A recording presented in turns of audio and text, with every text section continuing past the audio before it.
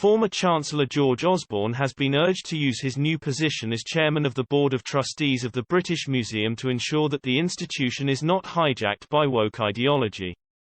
Campaigners have also demanded assurances that the Elgin Marbles will not be returned to Greece. Sir John Hayes, chairman of the Common Sense group of Conservative MPs, has written to Mr. Osborne, saying he hopes his appointment will guarantee the museum does not pander to the woke agenda which has bedeviled other great institutions. He said, "Those on the left, regularly, demand our institutions apologize for historic links to the empire, which was, in so many ways, a force for good. These, and other, left-wing misconceptions are sufficient in their eyes to legitimize all kinds of cultural distortion and destruction. We hope your appointment will ensure such a woke agenda is vigorously resisted in all its facets at the museum. We would go further and ask that you promote the museum as a patriotic enterprise which celebrates Britain's glorious history rather than apologizes for it." Sir John also expressed concern at suggestions famous artifacts such as the Elgin Marbles, or items from the Empire, might be given away.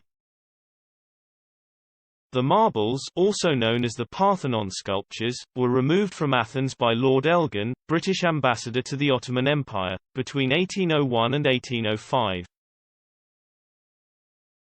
In 1983, Greece made a formal request for their return. This year the museum's current chairman, Sir Richard Lambert, said the trustees had no intention of removing controversial objects from public display but would seek to contextualize them in a way that enables the public to learn about them in their entirety, however challenging this may be. The museum's website says its history and collection are shaped by empire and the colonial exploitation of people and resources.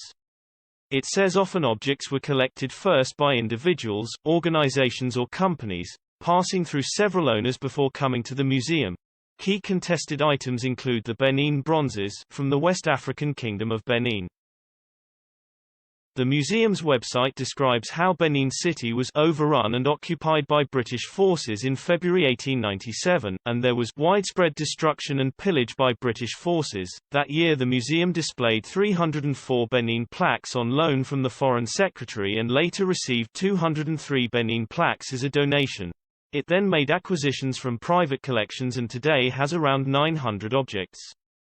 The museum states that the Benin Royal Court has made various public statements asking for Benin collections to be returned. Mr. Osborne will join the museum board on September 1.